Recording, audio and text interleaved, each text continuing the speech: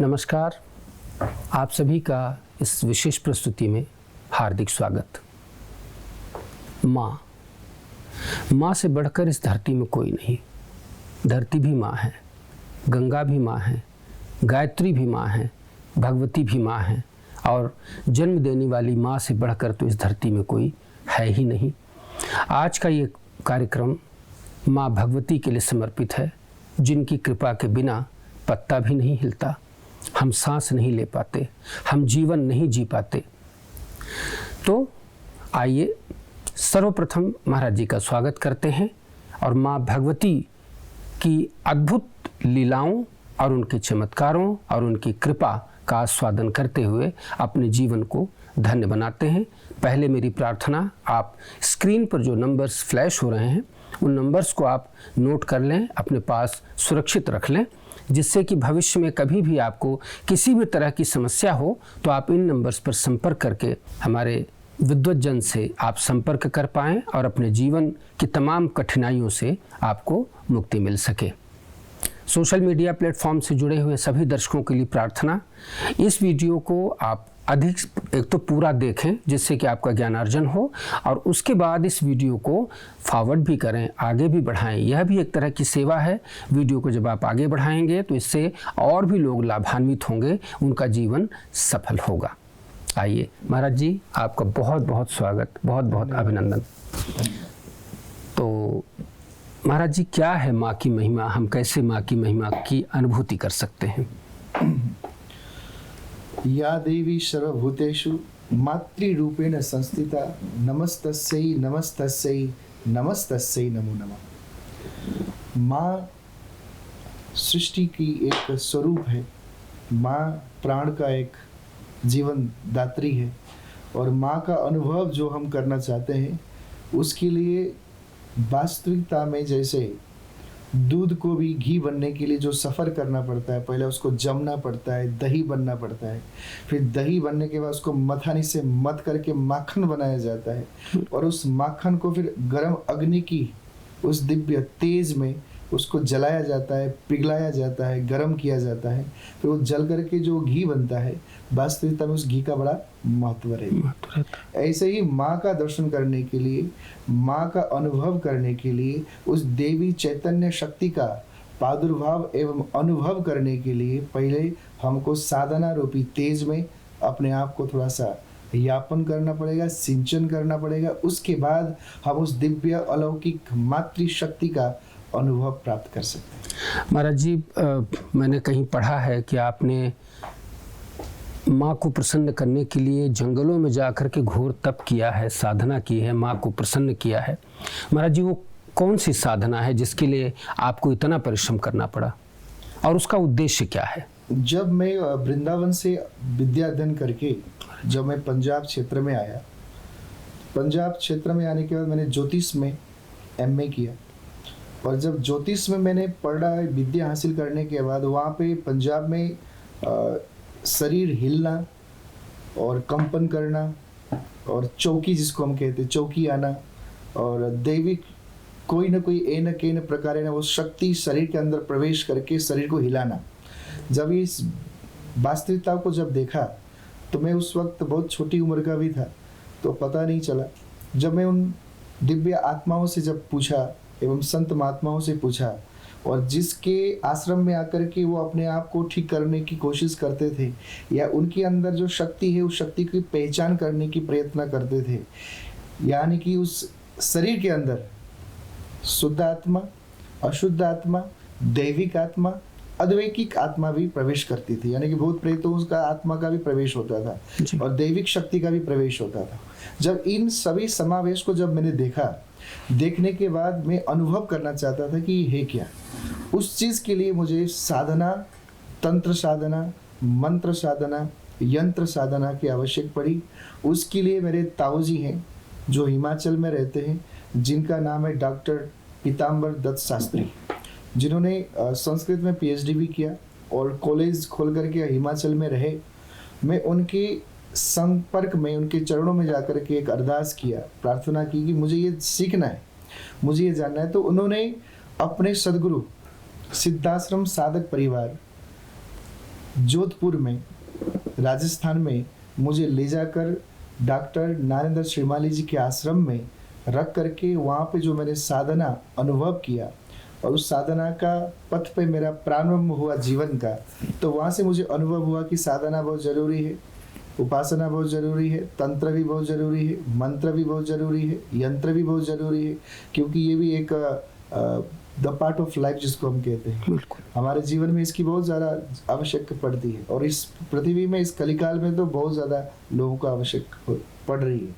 तो उस चीज़ की विद्या हासिल करने के बाद जब मैं लोगों की तकलीफ़ों को, कष्टों को जब देख करके जब मैं रेमेडीज़ बताता था, उपाय बताता था, तो उस उपायों के माध्यम से जो लोगों को लाभ प्राप्त होने लगा, मैं पुनः सिद्धाश्रम साधक परिवार में पुनः जाकर के और भी गुण विद्या हासिल करने की इच्छा जब मैंने जताई, तंत्र साधना के विषय में और जानकारी लेने की इच्छा जताई, तब उन्होंने मुझे 10 महाविद्या की साधना के बारे में बताया, जो कि 10 महाविद्या देवी जो दुर्गा के ही रूप हैं, जैसे काली है, तारा है, छिन्नमस्तिका है, धूमावती है, बगलामुखी है, मातंगी है, षोडशी है, त्रिपुरा भैरवी है, कमला है, ये सब देवियाँ हैं जिसको हम तांत्रिक देवियाँ भी कहते हैं। और ऐसे ही ये जो दुर्गा के शरीर से उत्पन्न हुए देवियाँ हैं और दुर्गा के ही रूप शरीर से उत्पन्न हुए देवियाँ हैं, और ये क्या करते हैं इस कलिकाल में मनुष्य की इच्छा पूर्ति के लिए ये अपने अपने कार्य को करते हैं। जैसे अभी बहुत ज़्यादा प्रचलन है, अभी काफ़ी ज़्यादा सोशल मीडिया के माध्यम से एडवर्टाइजमेंट भी बहुत ज़्यादा हो रही है, वो है बगलामुखी का। जी।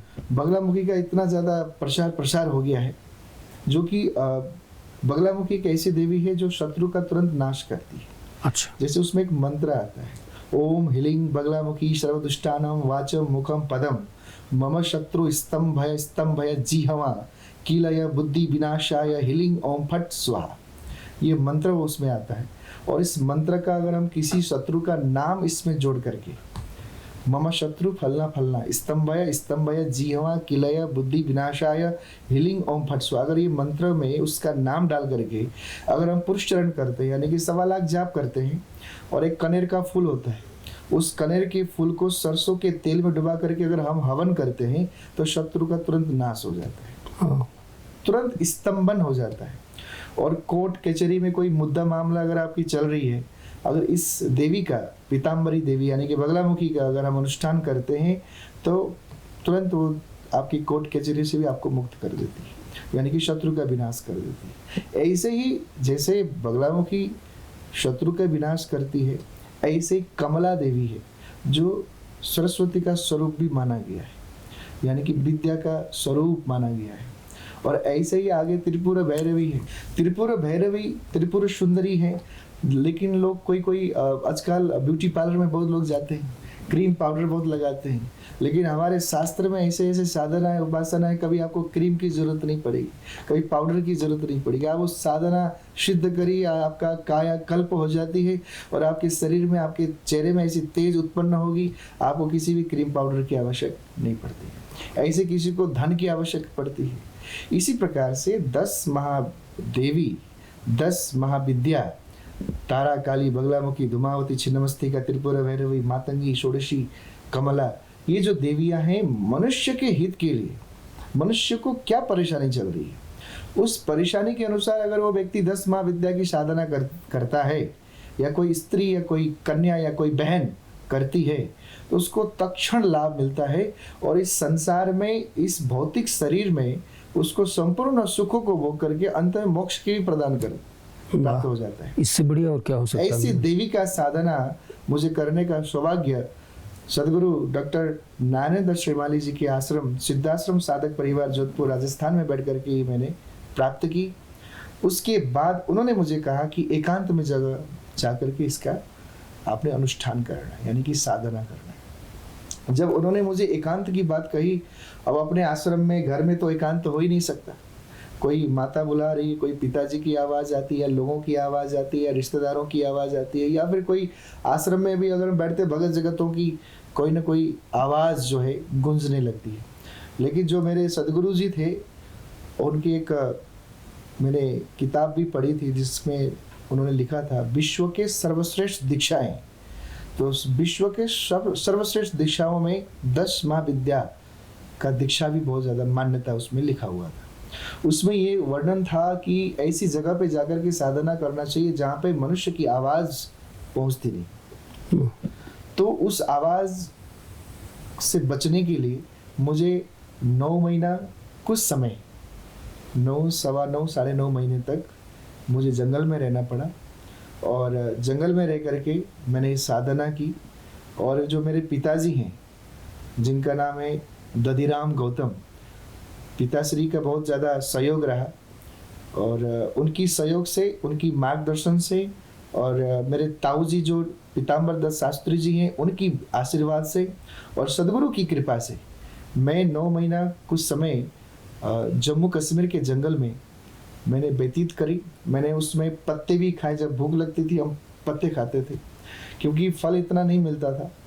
और जंगल के बीच में कोमल कोमल जो नरम नरम अभी अभी जो उत्पन्न हुए पत्ते होते हैं उस पत्ते को भक्षण करके खा करके और ज़मीन पे ही लेटे रहते थे।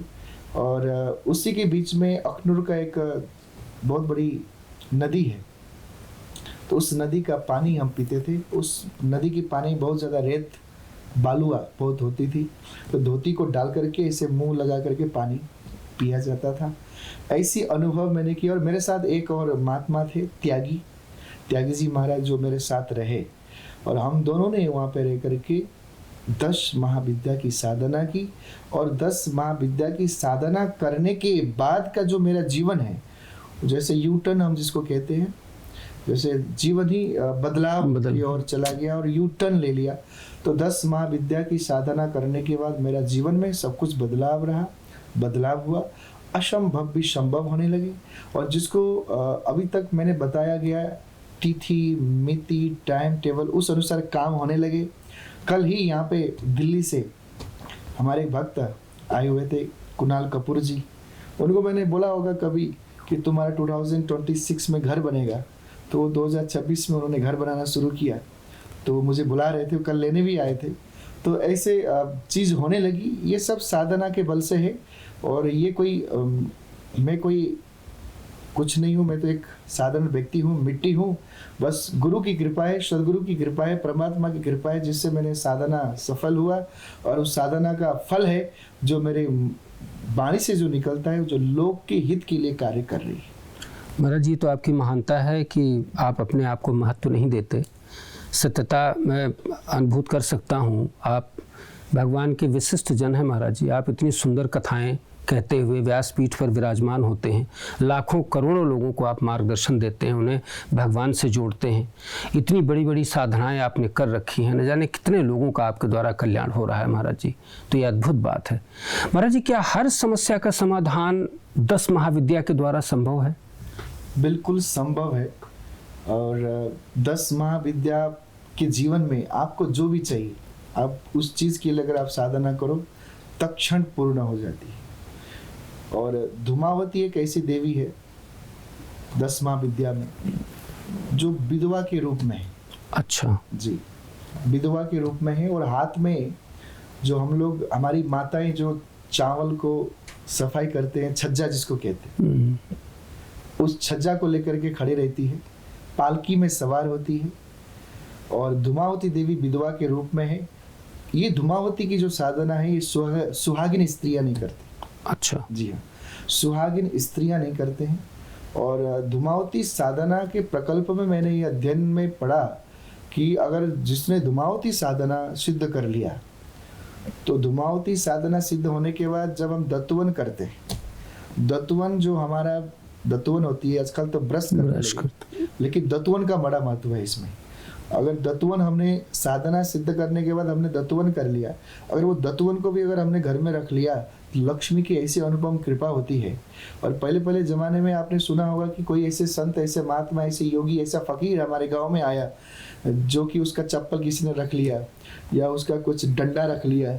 उसके डंडा रखने से, उसकी चप्पल रखने से, उसकी कमंडल रखने से, उसकी माला रखने से वो घर परिवार बदल गया। ऐसे हम लोगों को गाँव में कभी कभी सुनने को मिलता था।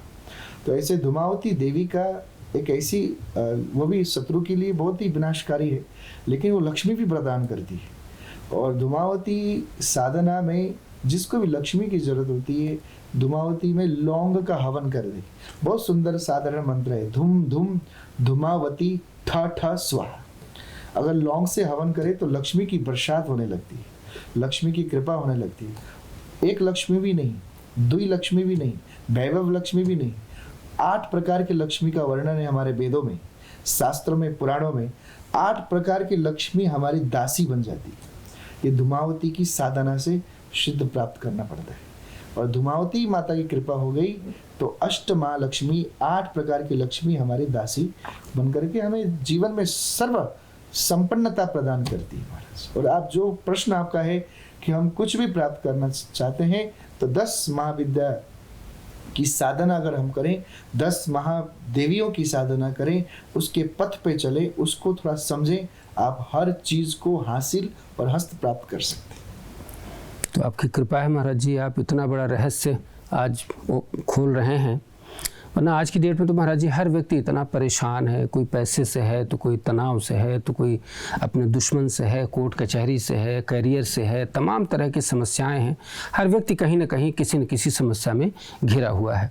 मित्रों, एक बात प्रार्थना करूं मैं कि महाराज जी की बातें आप सुनिए और इसको समझिए, लेकिन स्वयं करने का प्रयास आप तभी करें जब महाराज जी स्वयं आदेश करें। आप इन नंबर्स पर संपर्क करें, महाराज जी से बात करें और महाराज जी का जैसा आदेश हो वैसा ही करें। कहीं अपने आप कोई एक्सपेरिमेंट, कोई प्रयोग न करने लगे, अदरवाइज इसका उल्टा प्रभाव भी आप पर पड़ सकता है।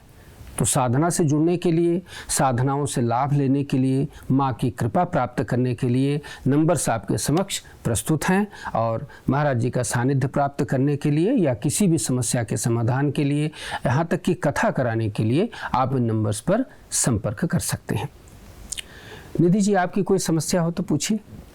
अभी घरेलू समस्या खासकर बहुत देखने को मिल रही है। अभी ऐसे न्यूज़ में भी बहुत आ रहा है कि जो पत्नी है वो खासकर अपने पति का मर्डर कर दे रही है, मार दे रही है। तो ये क्या कलयुग ऐसा आ गया है, क्या कारण है और इससे कैसे समाधान मिल सकता है? ये बहुत ही सुंदर प्रश्न है जो अभी हाल में ये सब चल रहा है। बिल्कुल। इसमें ये कि सबसे मैटर करती है संस्कार, जो माँ बाप दे नहीं पाए अपने बच्चों को, अपने बेटियों को, अपने पुत्रों को, अपने परिवार को। और दूसरा कहीं ना कहीं धर्म सनातन, जितना हम सनातन अपने धर्म से विमुख होते जाते हैं, ये सब चीज़ घटनाएं भी बहुत ज़्यादा होने लगती हैं। तो इसमें बहुत सारे रीजंस हैं, बहुत सारे कारण हैं। एक संस्कार है, दूसरा हमारा सनातन अपने धर्म है। हम धर्म से विमुख जितना होंगे, ये सब कृतियाँ अकृतियाँ बहुत ज़्यादा बढ़ेंगे। और तीसरा है कि हमको किसी सदगुरु ने, किसी गुरु जैसे व्यक्ति विद्वान ने किसी ने समझाया नहीं, या हमारे जीवन में कोई ऐसे सदगुरु या ऐसा कोई गुरुदेव नहीं है जिससे हम ये सब चीज़ों से बच सके। क्योंकि अभी हमने गुरु किसको बना लिया है? गूगल को बना लिया। तो उस गूगल की परंपराओं में हम इस तरीक़ा से धसे हुए हैं, पश्चिमी संप्रदाय में हम ऐसे घुस चुके हैं। मैं बताना चाहूँगा ये प्रश्न के माध्यम से कि हम पश्चिमी संप्रदाय को बहुत ही अपने आप में ढाल रहे हैं, पश्चिमी संप्रदाय को हम बहुत ज़्यादा अपना रहे हैं और पश्चिमी वेस्टर्न कल्चर को ज़्यादा हम रुचि बना रहे हैं, दिलचस्प ले रहे हैं। मैं ये कहना चाहूँगा कि पश्चिम संप्रदाय को लेने से इंसान डूब जाता है। कैसे डूब जाता है? क्योंकि जब सूर्य निकल करके जब पश्चिम में जाता है वो भी डूब जाता है। तो ऐसे ही अगर हम सनातनी भी पश्चिमी संप्रदाय को अपनाएंगे, पश्चिमी कल्चरों को अपनाएंगे, तो हम भी डूबेंगे। और ये जो आपने प्रश्न किया कि परिवार में मतभेद हो रही हैं, पति पत्नी में लड़ाई झगड़े हो रहे हैं और मर्डर हो रहे हैं, तो ये सब कहाँ से आया? ये हमारे संस्कृति से नहीं, ये हमारा धर्म से नहीं, ये हमारा सनातन से नहीं, हमारा कल्चर में नहीं। ये कहाँ से आया? वेस्टर्न कल्चर से आया। क्योंकि हमारे शास्त्र में तो ये बता रहे हैं, हमारे संस्कार, हमारे सनातन धर्म में तो ये बता रहे हैं कि पत्नी के लिए पति तो भगवान है। लेकिन हम नहीं मानते, क्योंकि हम पश्चिमी संप्रदाय को मान रहे हैं, हम अपने धर्म को नहीं मान रहे। इसीलिए जब धर्म को नहीं मानेंगे, सनातन को नहीं मानेंगे, अपने गुरुजनों के पास नहीं जाएंगे, गुरुद्वारे में नहीं जाएंगे, तो ये सब चीज़ हम सीख नहीं पाएंगे। जब ये सीख नहीं पाएंगे तो वेस्टर्न कल्चर की जो भी कुकृतियाँ हैं, जो भी व्यभिचार है, वो हमारे दिमाग में आके बैठ जाता है, हावी हो जाता है, और वैसे हमारे कर्म, वैसे हमारे एक्टिविटी, वैसे हमारी सोच, वैसे हमारे थिंकिंग, वैसे हमारे थॉट्स होने लगते हैं, और ऐसे घटनाएं घटती। तो इनसे बचने का ये उपाय है कि प्रत्येक व्यक्ति धर्म अध्यात्म से जुड़े, भगवत भक्ति से जुड़े। बहुत ही जरूरी है अपने धर्म से जुड़े रहना, हमारा सनातन से जुड़े रहना, गुरुजनों से जुड़े रहना, मात्र पितृ की पालन करना, अपने दादा दादियों का याचन करना, बुजुर्गों के साथ बैठ कर के 10 मिनट बातें करना। ये बहुत ज़्यादा मनुष्य के जीवन में ये अनुभव उनके लिए बहुत ज़्यादा लाभदायक रहती है। बिल्कुल महाराज जी। और महाराज जी, अभी तो आप एक बहुत अच्छा वो बता रहे थे बात कि श्रीधाम वृंदावन में आपके द्वारा एक दिव्य भव्य मंदिर का निर्माण अतिशीघ्र होने जा रहा है। उसके बारे में बताइए ना महाराज जी, क्या क्यों आपके मन में ऐसा है, ये भाव कैसे आया आपके मन में? ये तो भाव शुरू से ही था। अच्छा तरुण जी, वृंदावन में बहुत सुंदर एक बात है कि वृंदावन में अगर हम कुटिया बनाकर भी बैठते हैं ना, तो वृंदावन की महत्व ही कुछ और है। बिल्कुल। और हमारे रसिकों ने बहुत सुंदर गाया भी है भजनों के माध्यम से भी कि पीवन को यमुना जल पानी, कि पीने के लिए यमुना का जल मिले और बैठने के लिए वृंदावन का छोटा सा कहीं पे जगह मिल जाए तो हमारा जीवन जो है धन्य हो जाए। क्योंकि इस पृथ्वी में, इस ब्रह्मांड में अगर कहीं पे स्वर्ग है, कहीं पे अगर मेरे कन्हैया का बेबी चरण है, यानी कि वहाँ पे भगवान के चरण लाभान्वित करते हैं भक्तों को, तो केवल एक वृंदावन ही है। तो हम भगवान के दीवाने हैं, तो भगवान की घर के नज़दीक ही अपना घर हो, तो हर कोई इच्छा, हर किसी भक्तों की इच्छा होती है। तो मेरी भी एक इच्छा थी, तो आपने बहुत सुंदर गाइड किया, और उस गाइड के अनुसार हम जो है वहाँ पे बहुत सुंदर एक भव्य धाम बनाने की तैयारी में है, एक भव्य आश्रम बनाने की तैयारी में है, जो कि वहाँ पे लोग जाकर के विश्राम कर सकें, भोजन कर सकें, जलपान कर सकें, और वहाँ पे रह सकें, वो अपना रात वहाँ पे बिता सकें, और कन्हैया का दर्शन करके अपने जीवन को मंगलमय और आनंदमय बना करके आनंद की अनुभव भी कर सके। ऐसा हमारा एक शुरुआत हो गई है। तो उसी शुरुआत में हम लगे हुए हैं। आदि योगी चैरिटेबल ट्रस्ट के माध्यम से वो वहाँ पे एक आश्रम की तैयारी हम जल्द से जल्द प्रारंभ करने वाले हैं। बहुत बढ़िया महाराज जी, ये तो बहुत ही प्रसन्नता की बात है। विशेषकर आपसे जुड़े जितने आपके भक्त हैं, जो आपके परिकर हैं, उनके लिए और नए लोगों के लिए भी। यदि आप भी महाराज जी के इस सत्संकल्प से जुड़ना चाहते हैं, यदि मंदिर निर्माण में, आश्रम निर्माण में आप सहभागी बनना चाहते हैं, तो निश्चित रूप से आपका स्वागत है। इन नंबर्स पर संपर्क करें। आप संस्था की आजीवन सदस्यता के लिए भी संपर्क कर सकते हैं। साथ ही आप श्रीधाम वृंदावन में बन रहे मंदिर निर्माण के लिए भूमि दान करके महापुण्य प्राप्त कर सकते हैं।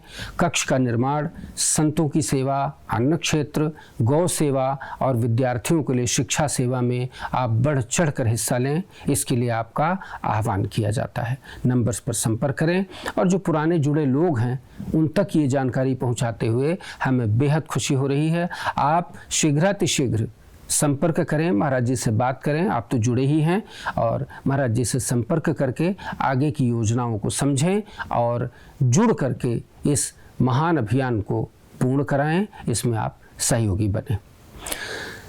महाराज जी, अभी आपकी कथा है नोएडा में, तो इसका क्या प्रारूप है, कैसे कैसे है? हमारे एक भक्त है जिनका नाम है श्रीमान योगेंद्र राजपूत, जिनका IT का बिजनेस है। उनका घर है वहाँ पे सेक्टर 1 नोएडा में।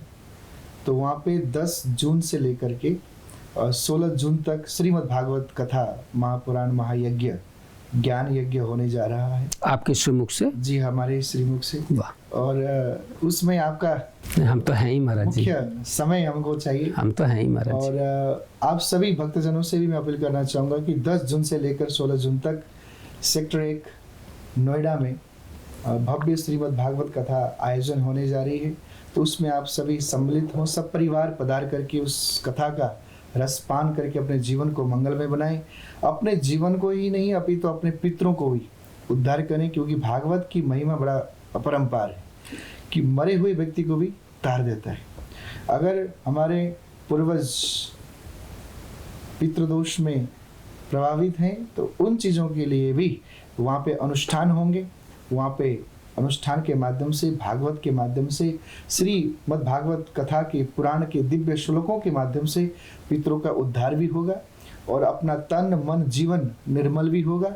और श्रीमद् भागवत कथा का ये जो आयोजन है वो श्री धाम वृंदावन में आश्रम निर्माण के लिए, आश्रम निर्माण के सहयोगार्थ के लिए ही ये श्रीमद् भागवत कथा होने जा रही है। आप सभी से विनम्र निवेदन है कि आप सब परिवार पधार करके कथा का लाभ लें।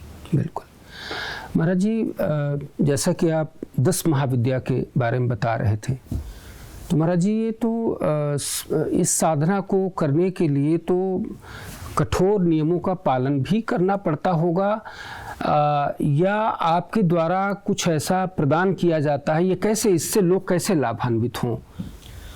साधना के लिए कुछ नियम का पालन करना ही पड़ता है जी, और उस नियमों का पालन करके ही हम साधना में सिद्धता प्राप्त कर सकते हैं। बिल्कुल। जैसे साधना के दौरान मौन धारण करना पड़ता है, साधना के दौरान किसी को स्पर्श नहीं करना होता है, साधना के दौरान ब्रह्मचर्य का पालन करना पड़ता है, साधना के दौरान खान पान में बहुत सारी चीज़ों का त्याग करना पड़ता है। इसी हिसाब से सिलाया हुआ वस्त्र धारण नहीं किया जाता है उस समय में। तो बहुत सारे नियम है, उस नियमावली का पालन करके उसका लाभ हर कोई व्यक्ति ले सकता है। अभी अभी जम्मू कश्मीर में ही एक हमारे भक्त हैं जिसका नाम है जीवन शर्मा। उन्होंने भी 10 महाविद्याओं में एक कमला साधना करके कमला देवी का प्रत्यक्ष दर्शन भी किया हुआ। और आज वो जब भी मेरे पास आते हैं तो उनको चौकी आती है और चौकी में कमला देवी का प्रवेश होता है और उनके शरीर में अगर हम ऐसे देखेंगे तो पूरे रोंगटे खड़े मिलते हैं जब वो प्रवेश होता है। तो बहुत सारे मेरे शिष्य हैं जो 10 महाविद्या साधना सिद्ध करके अपने जीवन को बहुत सारे लोगों ने बदला भी है। काफ़ी लोग मेरे शिष्य ऐसे भी हैं जो पढ़ाई करते करते उनका पढ़ाई रुक गया, आगे पढ़ नहीं पाए, काफ़ी सारे गैप्स पड़े उसमें। तो 10 महाविद्या की साधना में जब मैंने धूमावती की साधना करवाई तो धूमावती की साधना विद्या को भी प्रदान करती है और कमला देवी जो कमला माता है वो भी विद्या की देवी है, विद्या प्रदान करती है। तो धूमावती साधना जब मैंने करवाई तो विद्या की प्राप्त होने लगा उसको। जो गैप पड़ा था 3 साल का, वो 3 साल का गैप पढ़ने के बाद भी वो बच्चे ने डिग्री हासिल की और डिग्री हासिल करने के बाद आज वो मास्टर डिग्री करने के लिए कनाडा गया हुआ है और कनाडा के ओंटारियो जगह में बैठ करके वो अभी भी साधना करता है, धूमावती की साधना करता है। और धूमावती की साधना करने के बाद वहाँ पे मास्टर डिग्री कंप्लीट करने के बाद अभी उसने वहाँ पे पक्का होने के लिए वहाँ पे एक अपील भी लगाई है, फॉर्म भी भरा है। तो मुझे लगता है कि माता रानी की कृपा से उसका वो कार्य भी सिद्ध होगा। बहुत सुंदर महाराज जी। तो मित्रों, यदि आपके जीवन में भी किसी भी तरह की कठिनाई है, किसी भी तरह की समस्या है, आपका बालक या बिटिया पढ़ाई में उनका मन नहीं लगता या आपकी बात नहीं मानते, या पढ़ते बहुत हैं पर रिजल्ट अच्छा नहीं आता, या बहुत अच्छा रिजल्ट आता है पर उसको करियर में नहीं बदल पाते, किसी भी तरह की समस्या के लिए, पारिवारिक समस्या है, सास बहू की समस्या हो, भाई भाई की समस्या हो, पिता पुत्र की समस्या हो, पारिवारिक किसी भी तरह की समस्या हो, जीवन की कोई भी समस्या हो, मानसिक समस्या हो, शारीरिक समस्या हो, किसी भी तरह की समस्या हो, उस समस्या के निदान के लिए ये नंबर्स फ्लैश हो रहे हैं जो आपकी सहायता के लिए हैं। इन नंबर्स पर आप संपर्क करें, महाराज जी का सानिध्य प्राप्त करें। ऐसे दिव्य साधक से मिल करके निश्चित रूप से आप ऊर्जावान होंगे और अपने जीवन की समस्त कठिनाइयों को दूर कर एक श्रेष्ठ मानव जीवन आप व्यतीत कर पाएंगे। महाराज जी, क्या एक मन में भाव है कि जैसे कोई साधना नहीं करा पा रहे हैं, क्योंकि साधना बड़ी होती होगी, उसमें कुछ पंडित जी इत्यादि आते होंगे, एक अनुष्ठान जैसा स्वरूप बनता होगा, तो कोई शॉर्टकट, कोई ऐसा रास्ता नहीं है, कोई ऐसा कोई यंत्र मिल जाए, कोई कवच मिल जाए, कुछ ऐसी व्यवस्था हो जाए कि उसको धारण करके उसकी ऊर्जा से व्यक्ति ऊर्जावान हो जाए और उसको सफलता प्राप्त हो? बिल्कुल, एक हम यही 10 महाविद्या अच्छा यंत्र तैयार कर रहे हैं, जी जो इसका मुझे पूर्ण अनुभव है, प्रत्यक्ष दर्शन भी है, सिद्धता भी है, आप में सिद्ध भी है। और उस 10 महाविद्या देवी यंत्र का हम बहुत जल्द ही समाज के उद्धार के लिए, लोगों के कल्याण के लिए, विद्यार्थियों के लिए और भी बहुत सारे बिजनेसमैन के लिए और भी बहुत सारी चीज़ों के लिए हम उसको समाज में प्रकट करने वाले हैं। तो ये बहुत ही जल्द होगा और उस यंत्र के माध्यम से हर कोई व्यक्ति लाभ लेकर के अपने जीवन में बदलाव का अनुभव कर सकता है। वो यंत्र एक ही है, 10 महाविद्या यंत्र। क्या है इसका प्रभाव महाराज जी? इसका प्रभाव, अगर आपको विद्या चाहिए उसके लिए कुछ मंत्र होंगे, वो गुप्त है। अच्छा, वो मंत्र आपको दिया जाएगा। जब उस यंत्र को स्थापित करेंगे आप जिस टेबल में, अगर आप बिजनेसमैन हैं तो बिजनेस वाली टेबल पे उसको स्थापित करेंगे और एक मंत्र होगा, उस मंत्र को वहाँ पे चैंटिंग करेंगे, लाल रंग का फूल अर्पण करेंगे और बिना टूटे हुए चावल उसमें अर्पण करेंगे और वहीं बैठकर अपना बिजनेस प्रारंभ करेंगे तो उसको बिजनेस का लाभ होगा। अगर आपका कोई रिश्तेदारों में कोई बच्चा एजुकेशन में ढीला है, पढ़ाई में ढीला है, विद्या में ढीला है, भूल जाता है, पढ़ता है याद नहीं होता, एग्जाम के टाइम में बीमार हो जाता है, एग्जाम देने जाता है भूल जाता है, तो उसके लिए 10 महाविद्या यंत्र जहाँ पे वो पढ़ता है उस टेबल पे स्थापित करना है और स्थापित करके उसको जो हमने बताया विधि के अनुसार उसका पालन करता है, वो व्यक्ति भूलना भी बंद कर जाता है, बीमार भी होना बंद हो जाता है, कंफ्यूज भी होना बंद हो जाता है और पढ़ाई में परफेक्ट लेवल पे पहुंच जाता है। इसी प्रकार से किसी को संतान होने में तकलीफ आ रही है, परेशानी आ रही है, उसके लिए भी मेरे पास बहुत सारे उदाहरण भी हैं। मेडिकल भी फेल हो गया है। एक हमारे योगेंद्र राजपूत के मित्र हैं जिनका नाम है ताविश ठाकुर, पंजाब में रहते हैं, मुकेरिया में रहते हैं। अभी अभी हमने श्रीमद् भागवत कथा उनके गांव में करके आया, क्योंकि उनकी ऑलरेडी बेटी थी। पुत्र के लिए, पुत्र प्राप्ति के लिए जो मैंने उपाय बताए, रेमेडीज बताई, उसको करने के बाद जब डॉक्टर के पास गए तो डॉक्टर ने बोला कि कन्या है। वो मुझे रोते हुए फ़ोन करने लगे। जब हमने उनको कहा कि ऑपरेशन नहीं करवाना है, इसको कुछ नहीं करना है, विश्वास रखो अवश्य चमत्कार होगा, क्योंकि मुझे विश्वास है कि होगा। वो बेचारे घबराते रहे 9 महीने तक। जब 9 महीने के बाद जब डिलीवरी का समय आ गया, उसी हॉस्पिटल में लेके गए जहाँ पे वहाँ पे बोला गया था कि ये कन्या है, तो उनका पुत्र रत्न प्राप्त हुआ। उन्होंने अभी अभी भागवत करवाया। तो ये प्रभु की कृपा है। तो ऐसे ऐसे चमत्कार बहुत सारे हैं। तो 10 महाविद्या देवी का यंत्र का इस्तेमाल करके, उसका प्रयोग करके, उसकी नियम का पालन करके हम अपने जीवन में हम हर इच्छा को पूर्ण कर सकते हैं, हम अपनी हर मनोकामना को पूर्ण कर सकते हैं। और हमारे गुरुजनों ने, हमारे ऋषियों ने, हमारे जितने भी गुरु परंपराओं में जो आते हैं, गुरुओं की लिखी हुई, ऋषियों की लिखी हुई उस दिव्य तंत्र मंत्र यंत्र शास्त्र के अनुसार हम असंभव को भी संभव करके अपने जीवन को लाभ प्राप्त कर सकते हैं और जो हमको चाहिए हम उसको प्राप्त कर सकते हैं। बहुत सुंदर। जैसा कि अभी तरुण जी ने कहा कि घरेलू समस्या हो, सामाजिक हो, मानसिक हो, कैसी भी समस्या का समाधान हमें यहाँ पे मिल जाता है। अवश्य। तो मेरी भी एक पर्सनल एक समस्या है कि मुझे ना साइनस की प्रॉब्लम है, स्नोफिलिया की काफ़ी प्रॉब्लम है। बहुत मेरी दवाइयाँ चलती हैं, हर महीने हर दिन मैं हॉस्पिटल का हमेशा ही जाते रहती हूँ, लेकिन फिर भी मेरी ये समस्या दूर नहीं हो रही है। अभी सुबह मैंने दवाई ली है, बट अगर अभी मैं परफ्यूम लगा लूँगी तो मुझे फिर से छींक आना स्टार्ट हो जाएगा, मेरी एलर्जी स्टार्ट हो जाती है। तो क्या ये जो मेरी समस्या है इसका भी समाधान मुझे यहाँ मिल जाएगा? अवश्य मिलेगा। मैं आपको एक चीज़ बता देता हूँ। आपने क्या करना है, प्योर देसी गाय का घी लेना है। क्या लेना है? प्योर देसी गाय, जर्सी गाय नहीं, बलायती गाय नहीं, हटसन नहीं, बाजार वाला नहीं, देसी गौशाला से लेना। देसी गाय का घी लेके आना है। 10 महाविद्या यंत्रों को अपने पास रखना है, उसको घी लगाना है और घी लगा करके अपने लेफ्ट और राइट नोज में उस घी को लगाना है और गले में हल्का सा लगाना है। और एक मंत्र है, ओम हं युं शह मम पालय पालय। इस मंत्र का उच्चारण करना है। आप ये करके देखो, 90 दिन में आपकी साइनस संबंधी प्रॉब्लम जिंदगी भर के लिए खत्म हो जाएगा। जिंदगी भर के लिए खत्म हो जाएगा। आप एक परफ्यूम नहीं, आप 10 परफ्यूम लगा के जाइए, कुछ नहीं होगा। जी, ये आप उपाय करके देखिए और हमें बताइए। महाराज जी, आज का समय ऐसा है कि व्यक्ति के पास, कहते तो अतिशयोक्ति में बोलें तो व्यक्ति के पास सांस लेने को समय नहीं है। ऐसे में जबकि हर व्यक्ति भाग रहा है, दौड़ रहा है काम के पीछे पैसे कमाने के लिए, ऐसे में बहुत सारा समय नहीं होता कि बहुत देर तक साधना कर सके, बहुत देर तक संध्या कर सके, या बहुत सारा कथाओं में इत्यादि में बहुत समय निकाल सके।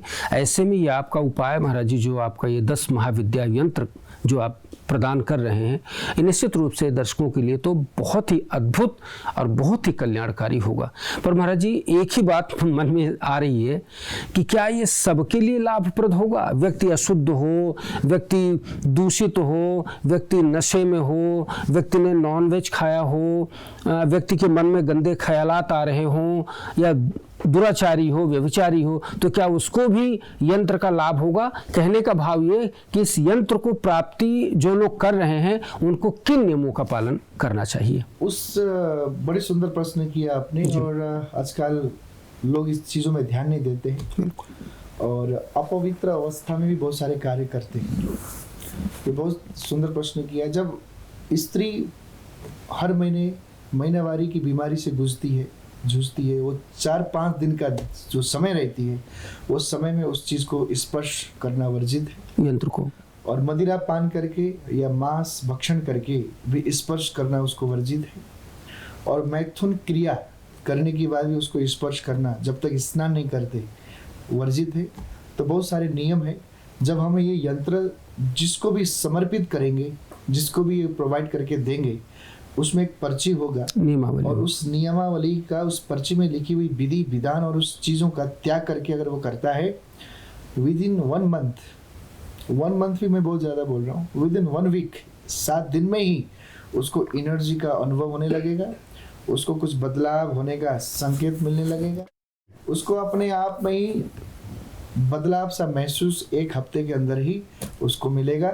लेकिन आपकी जो बताई हुई जो बात है, ये 101% है।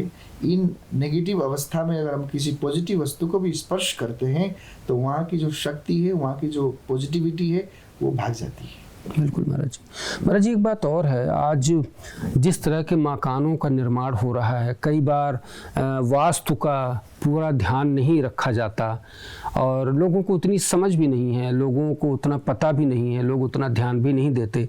कई बार ईशान कोण जहाँ भगवान को विराजित करना चाहिए, वहाँ कई बार लोग टॉयलेट बना लेते हैं, कुछ ऐसा निर्माण कर लेते हैं कि जिसका दुष्प्रभाव उनको पड़ता है, उनकी जीवन खराब होता है। ऐसे में भी क्या ये यंत्र उपयोगी है? वास्तु के लिए ये यंत्र उपयोगी नहीं है। अच्छा, ये वास्तु के लिए उपयोगी नहीं है, ये भौतिक सुख के लिए उपयोगी है। अच्छा जी हाँ। अगर आपको पर्सनल चीज में अगर कोई वस्तु की अपेक्षा है, उस अपेक्षा को लेकर के अगर 10 माँ विद्या देवी की साधना करते हैं, वो प्राप्त आप कर सकते हैं।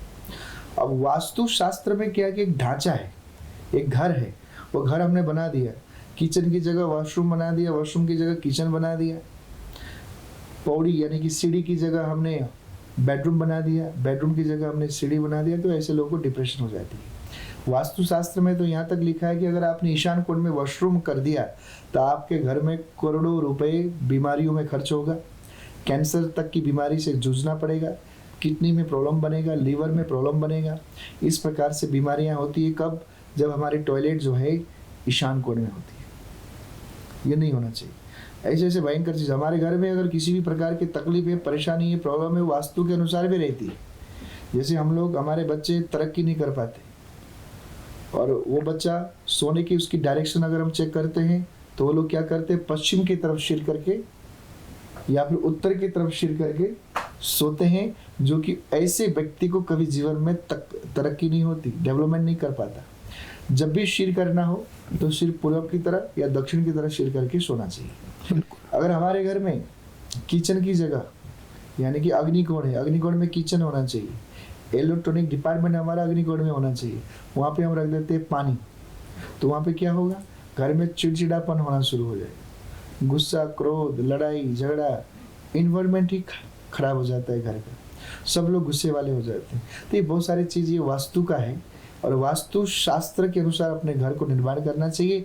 10 महाविद्या की जो यंत्र की बात हमने किया, उसका प्रभाव वास्तु से लेना देना नहीं। और वास्तु की समस्याओं का निराकरण भी आपके सानिध्य में हो जाता है। हाँ, हमने अब हमारा लाइन ही यही है, तो इसमें हमने वास्तु शास्त्र, रत्न शास्त्र, ज्योतिष शास्त्र, तंत्र शास्त्र, मंत्र शास्त्र इत्यादि अध्ययन किया, क्योंकि 9 वर्ष की उम्र से ही मैं इस लाइन में, इस पाथ पे हूँ, भक्ति पथ पे हूँ। तो इस पथ में जैसे जैसे मैं आगे बढ़ता गया, वैसे वैसे कुछ न कुछ सीखने को मन इच्छा होती रही, और उसी अनुसार हमने भागवत की पढ़ाई करते करते, ज्योतिष की पढ़ाई करते करते, तंत्र की पढ़ाई करते करते, मंत्र की पढ़ाई करते करते, यंत्र की पढ़ाई करते करते, इसी बीच में रत्न शास्त्र, रत्नों के बारे में भी जानने की चेष्टा हुई, क्योंकि ज्योतिष से जुड़ा हुआ मुझे मेरा जीवन था।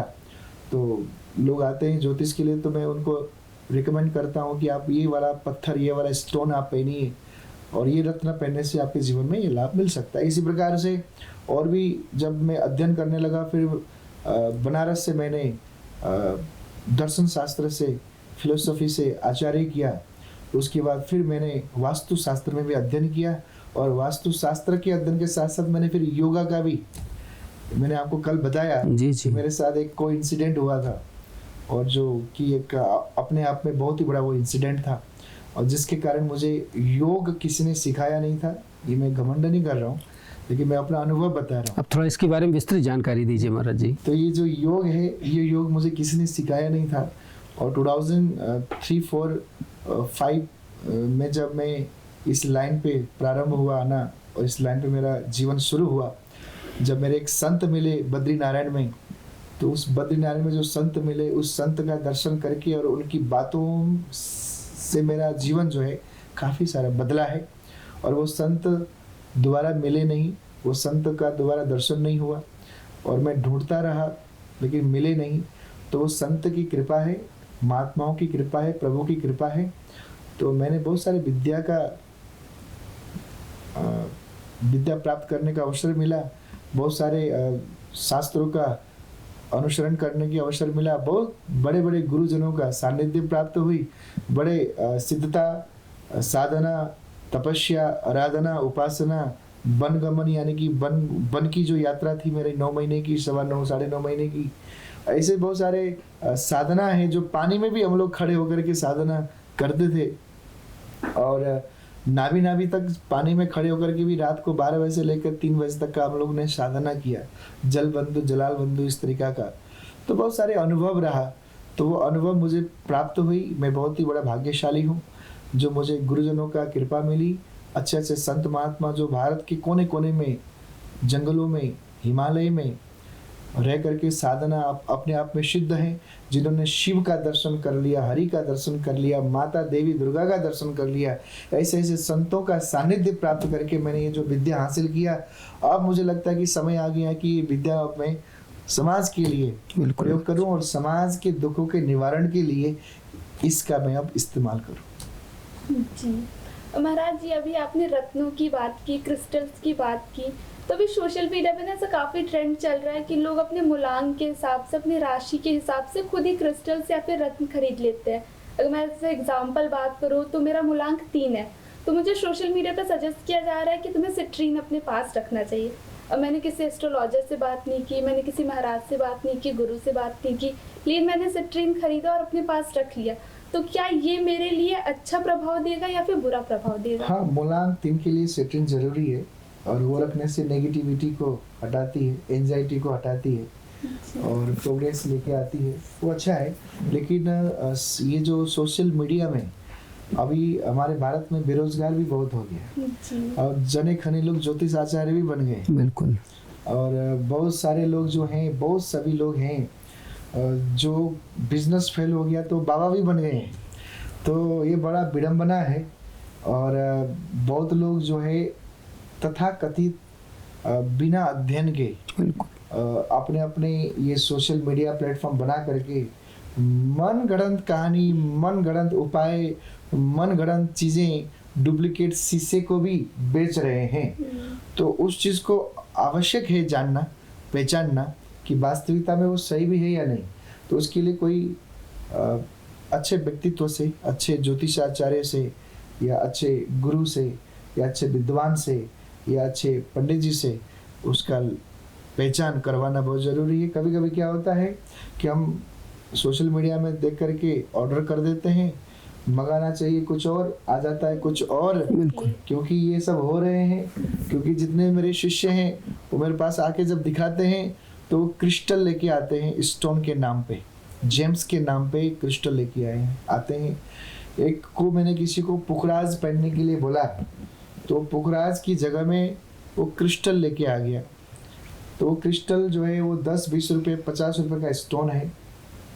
ऑनलाइन में उसने 5,000 रुपया दे करके वो खरीद के लेके आया। ऐसे भी बहुत सारी चीज़ें चल रही हैं। तो ऐसे ही रत्नों से बहुत ज़्यादा लाभ भी होती है। जैसे अमिताभ बच्चन को आप देखिए, अपने मिडिल फिंगर में उन्होंने 2-2 नीलम डाल के रखा हुआ है। और वो जो 2-2 नीलम जो है तरुण जी, वो नीलम कश्मीर का नीलम है। कश्मीर का नीलम है, वो पाउडर का नीलम है, वो जो कि डायमंड से भी ज़्यादा महंगा है। और वो नीलम पहनने के बाद अमिताभ बच्चन का जीवन बिल्कुल ही परिवर्तन हुआ है, बहुत ही चेंज हुआ है। आप ऐसे अमित शाह का भी अब अगर आप देखते हैं 2013, 14, 15, 16 का समय को, तो उस समय उन्होंने एक पन्ना डाला हुआ था, तो ग्रीन रंग का एमरल्ड जिसको कहते हैं पन्ना। और पन्ना भी बहुत प्रकार के, एक इंडियन पन्ना है, एक जाम्बिया पन्ना है, एक कोलंबियन पन्ना है। और ये कोलंबियन पन्ना जो है निधि जी, ये बहुत महंगा है। जैसे हमारा ये मोर पंख में एक हरे रंग का कलर मिलती है बीच में, वैसे कलर का बनता है पन्ना कोलंबियन। अगर वो पन्ना पहनते हैं तो जीवन में तरक्की बहुत ज़्यादा होती है, नेगेटिविटी को दूर करती है। तो ऐसे बहुत सारे लोग हैं जिन्होंने ये धारण करके उसका लाभ लिया है।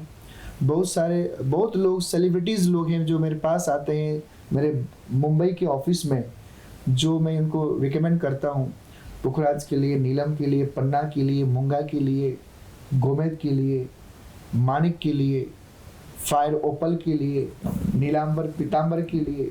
एक ऐसा स्टोन है नीलांबर पीतांबर, अगर किसी को नज़र लग रहा हो, तंत्र दोष हो, बीमारी हो, अगर वो नीलांबर पीतांबर धारण करे, बीमारी तुरंत खत्म हो जाती है। एक मेरे डिवोटी हैं जम्मू कश्मीर के हैं, उनके शरीर में ब्लड नहीं बनता था, ब्लड बनता ही नहीं था। तो उनको मैंने जब मैंने कुंडली हॉरोस्कोप देखा, जब मैंने उनकी कुंडली देखा तो उनका मंगल मृत्यु के घर में था, 8th हाउस में मंगल था। मैंने उनको एक सोने में बना करके एक मूंगा रत्न धारण करने के लिए कहा, उन्होंने मेरे से ही मंगवाई।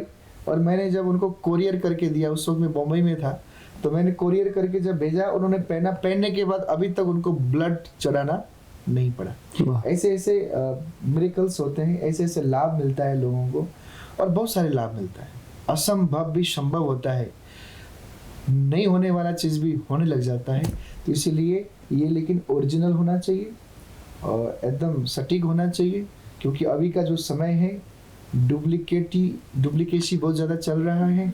तो इसीलिए इन चीज़ों से बचने के लिए आपके पास कोई विद्वान, कोई विद्वता, कोई आचार्य, कोई गुरु होना चाहिए, जिससे आप डिस्कस करें, उसके बारे में जानकारी ले सकें। बिल्कुल जी।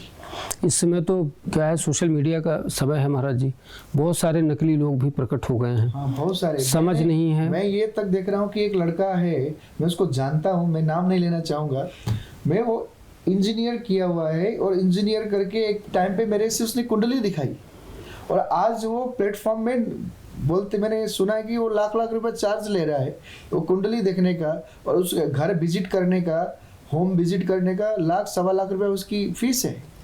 तो मैं उस चीज़ को सुन करके हैरान हूँ कि ये जो लड़का है ये तो मेरे पास आया हुआ। जब मैंने देखा तो ये सब चीज़ हो रही है। आप सभी हमारे भारतवासियों से मैं कहना चाहूँगा, हम सब सनातनियों से भी कहना चाहूँगा कि ऐसे लोगों से बचिएगा, और भगवान अपने इष्ट पे विश्वास रखिए, अपने माता पिता की सेवा करिए, आप अपने पति को सुंदर भगवान की तरह सेवा करिए, पत्नी का ध्यान रखिए, बच्चों का ध्यान रखिए, अपने पितरों को याद करिए, और अपने इष्ट मेरे कन्हैया, मेरे महादेव, मेरी माँ दुर्गा को उपासना करिए। आपके जीवन में कभी भी किसी प्रकार की तकलीफ हो ही नहीं सकती।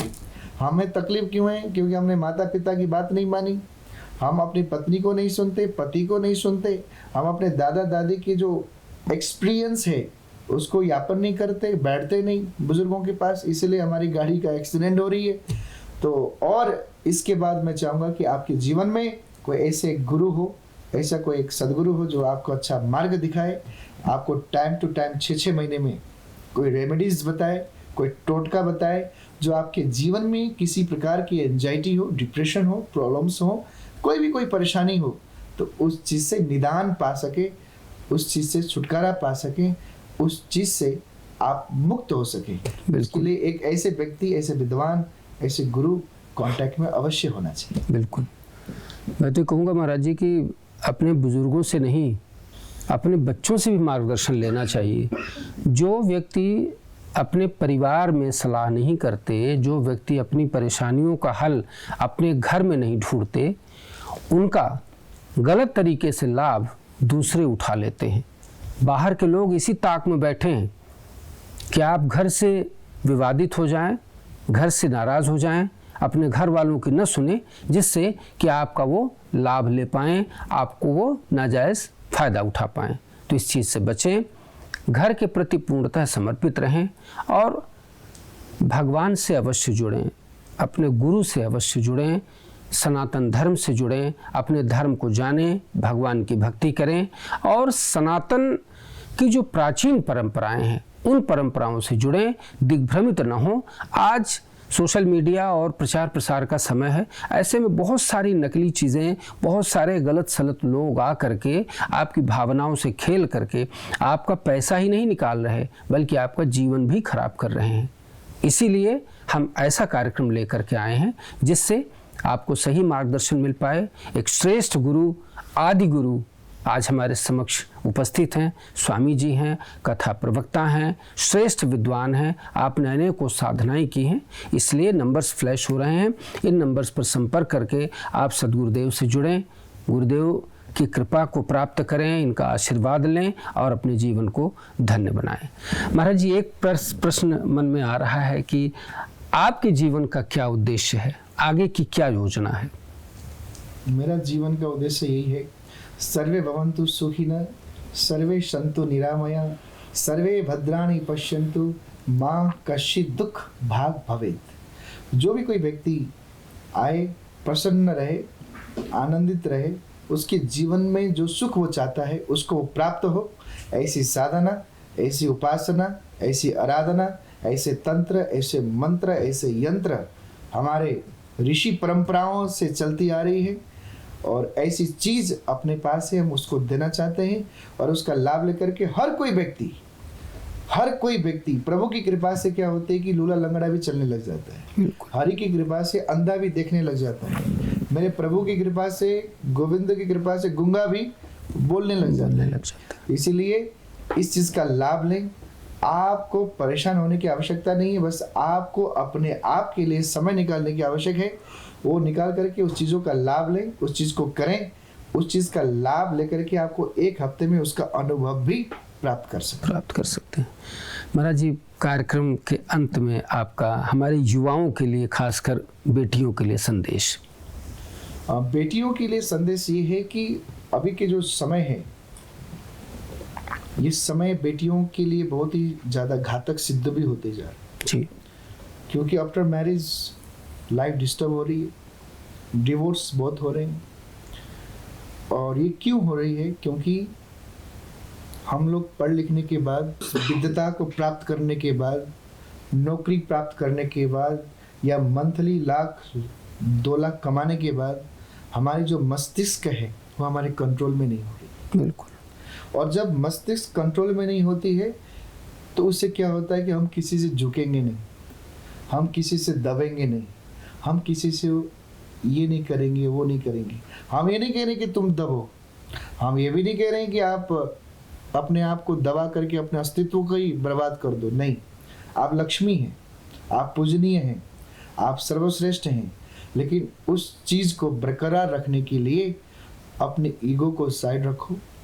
अपने परिवार को टूटने से बचने के लिए अपने ईगो को साइड रखो, क्योंकि ये जो ईगो है, ये जो घमंड है, इससे ही रिश्ता टूटते ही जा रहा है, इससे घर बिखरते ही जा रहा है। आप किसी की बेटी बनकर के बहू बनकर के आ रहे हैं तो अपने माता पिता का ख्याल रखना भी बेटियों का और बहू का काम है। तो ये जो ईगो के कारण, क्लेश के कारण जो है घर टूट रहा है, ऐसा नहीं होना चाहिए। स्त्री का मतलब है सहन करना, सहनशीलता होना। क्यों? क्योंकि ये धरती कौन है? माँ है। इस पे हम क्या कर रहे हैं? जूता चप्पल पहन के चल रहे हैं, थूक रहे हैं, टट्टी कर रहे हैं, पेशाब कर रहे हैं, लेकिन कभी ये रुष्ट तो नहीं हुई। अगर आपका पति कोई गलत कार्य करता है, दारू पी के आता है, मदिरा पान करके आता है, कोई नीच काम करके आता है, आप एक बार गलती करने से उस पर भड़किए मत। इंसान है, गलती हो गया, उसको थोड़ा सा संजोगिए, उसको थोड़ा सा, जैसे हमारा गाड़ी जब सर्विस करने का टाइम होता है तो इंजीनियर पूरा खोल खाल के उसको सफाई कर देता है, ऐसे उसको बिठा करके प्रेम से समझाइए। पत्नी से अगर कोई गलती हो जाती है, अपने श्रीमती से कोई गलती हो जाती है, अपनी बेटी से कोई गलती होती है, तो माँ बाप को, पति को भी अपनी पत्नी को जो है बिठा करके उसको समझाना चाहिए। यानी कि ईगो लेकर के तूने ऐसा किया करके उसके ऊपर हावी एवं प्रेशराइज नहीं करना चाहिए। ये प्रेशराइज और ये ईगो, ये क्रोध, ये अहंकार, यही सब चीज़ घर तोड़ रहा है, यही सब चीज़ लोगों के जीवन को बर्बाद कर रहा है। हम लक्ष्मी हैं। आप देखो ना, भगवान श्री नारायण की पत्नी लक्ष्मी है, और इस संसार में लक्ष्मी से बड़ा कोई चीज़ है? आप यहाँ से आप दूसरी जगह बाजार जाना है तो आपको ऑटो लगेगा, ऑटो में बैठने के लिए पैसे लक्ष्मी देना पड़ेगा। तो लक्ष्मी से बड़ा तो कोई साधन नहीं है इस संसार में। लेकिन लक्ष्मी भी कहाँ है? मेरे हरि के चरणों में बैठी हुई है। वो भी तो बोल सकती थी, तुम विष्णु हो तो मैं लक्ष्मी हूँ, तुमसे ज़्यादा लोग मुझे मानते हैं, तुमसे ज़्यादा लोग मुझे जानते हैं, तुमसे ज़्यादा इज्जत मेरी है, तिजोरी में लॉक करके रखते हैं, बैंक में एफडी बना कर रखते हैं, और वो कागज़ मिलता है वो भी एकदम छिपा करके रखते हैं। तो तुमको तो बाहर रखते हैं, तुम्हारे फोटो बाहर होता है, लेकिन मुझे तो अंदर ताले के अंदर रखते हैं, इतना मुझे प्रोटेक्ट करके रखते हैं, मेरी इज्जत ज़्यादा है। लक्ष्मी को ऐसा ईगो करना चाहिए? क्यों नहीं करती है? क्योंकि लक्ष्मी को पता है कि मैं लक्ष्मी हूँ, और लक्ष्मी को किस प्रकार से रहना चाहिए। ये जो संस्कार, मोरल ऑफ द स्टोरी ये आता है कि हमारा धर्म और हमारा संस्कार, हमारी संस्कृति, हमारा सनातन, बस यहाँ से जैसे जैसे दूर होते हैं तो हमारे बेटियों के ऊपर भी जो प्रश्न किया, वो प्रश्न यहीं पे आके समाप्त होती है कि धर्म, सनातन, संस्कृति, कुल परंपरा और अपने जो अधिष्ठात्री देव, इष्ट देव हैं और हमारे गुरुजन, बस यहाँ से जैसे हम दूर हो जाते हैं, उसी समय से हमारा जीवन एक्सीडेंट हो रही है, क्लैश हो रही है, डिवोर्स हो रही है, परेशानी हो रही है। इसीलिए मैं सभी बहनों से निवेदन करना चाहूँगा कि गलती हर कोई इंसान से होती है, छोटी छोटी गलती का अनदेखा भी करना पड़ता है, परिवार के लिए कभी कभी आंखें बंद करना पड़ता है, परिवार के लिए कान को भी बंद करना पड़ता है, कभी कभी परिवार के लिए अपने मुंह को भी बंद करना पड़ता है। तो ये चीज़ों को ध्यान देना बहुत ही आवश्यक है। ये चीज़ को हम ध्यान नहीं दे रहे हैं। क्यों नहीं दे रहे हैं? क्योंकि मोबाइल का ज़माना है, मोबाइल में अस्त व्यस्त हैं और गुरुजनों के पास जाते नहीं, मंदिर हम जाते नहीं, तीर्थ हम जाते नहीं, सदगुरु के पास जाते नहीं, कथा प्रवचन सुनते नहीं, भजन कीर्तन करते नहीं। इसीलिए ये सब विडंबना से बहु बेटियाँ गुजर रही है।